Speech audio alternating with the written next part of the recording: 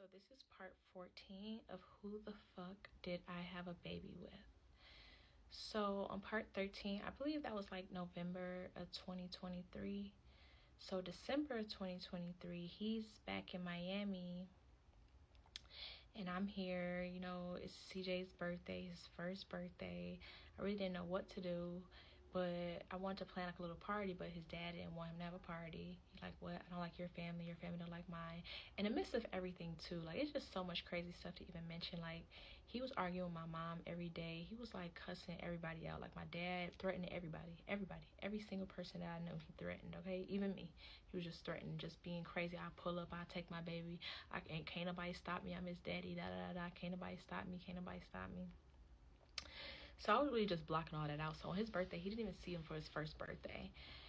And then, y'all, I swear I was like having dreams and nightmares about my ex-boyfriend, because I just felt like in my life that I felt like that was literally like one of the people that I wronged for the wrong reasons. Like, I didn't really do nothing. I just didn't be completely honest with them. When you have somebody like that genuinely fucks with you and care about you, like, you should just always just be honest. And this guy that I used to date, like, in college days, for a long time, he was really in love with me, I didn't appreciate. So I don't know, something about like, having a boy or having a baby or just being spiritually connected, intuition. I was having nightmares about him every single day. Just basically like I needed to apologize for the stuff that I did back in the day. So I did. So I reached out to him, and what's crazy was he was single at the right time. Like, as soon as I reached out to him, he had a girlfriend, but they had broken up. So I was like, hey, can we meet? Can we talk? So he said, yeah. We met up at Belle Isle. And we talked, and it was good. We both cried because it was literally so long. Like, I was like, dog, it don't even make sense. I don't know why I didn't reach out to you or say anything. Like, I think my life had just moved so fast, and I was just so focused on everything I was focused on, that when I slowed down and really grounded myself, I was able to understand and see my wrongs. So we talked, and after our talk, we smoked a joint. And yeah, it was literally like we was back at it again, like, like young kids. He was like, my first like real, like, I always cared about people, but he was really like sweet and a friend, like a true friend. Regardless of our relationship ever worked out or not, I always knew that he was a true friend. But he can never be my friend, unfortunately, because some people just love you that much where they don't want to be your friend or see you in that position. So, but from December, y'all, we had like started dating, and we went out of town. He took me out of town. And where did we go first? First we went to Chicago. We had fun, and then we literally dated for like 3 months before he was basically like, this is just too much. Like, because he was a guy that always wanted to marry me and have a family with me. And at that time, y'all, my life was too fast. I didn't see that. I'm like, what? Marry me, huh? We having fast right now, baby. Everything happened for a reason. Don't get used to this, okay? Like, that was just my type of attitude, being a young hot girl with the world of Miami, with the world, with city girls and everybody else telling you what to do and telling you how to move. I'm like, boy, bye. So I really never really gave him the time that he deserved, for real. So when we were, though, he met CJ, and he just loved him. He was like, dog, like, I always wanted this with you.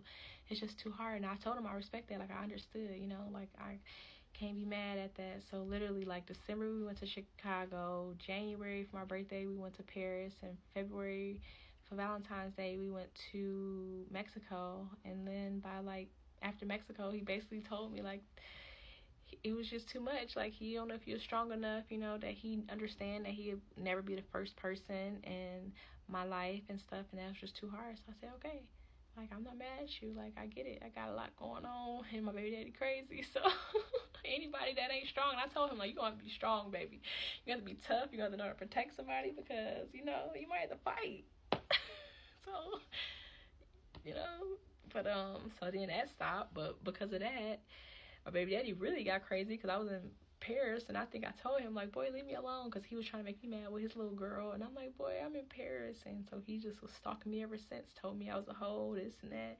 He sent me $200 for CJ and thought that I went and balled out in Paris. He like, oh, I sent you $200 the same day you went to Paris. Like, you think $200 is gonna get me far in Paris? What I'm gonna do? What $200 gonna do for me in Paris? Come on now. So yeah, I come back from Paris,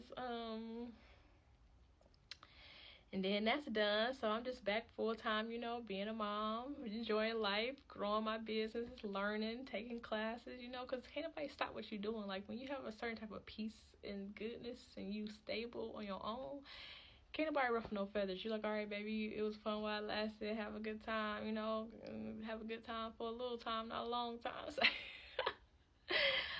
Okay, so then boom, y'all. So CJ, he going to his dad's house and they granted him overnight, so he getting a little time with him.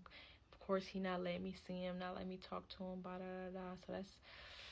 So that was February. I started talking to him. So March, April, May,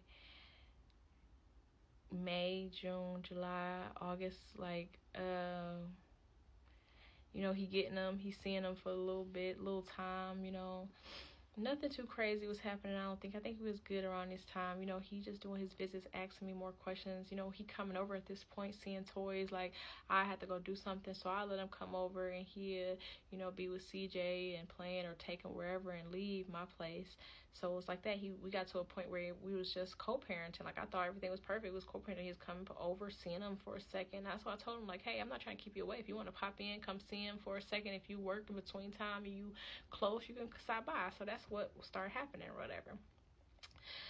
So, I was trusting the wrong person. I was trusting him. I'm thinking everything's smooth, everything good. But the whole time he was getting revenge. The whole time he was still so salty and mad. Literally the whole time. So that's what. So I'll say all that time went by.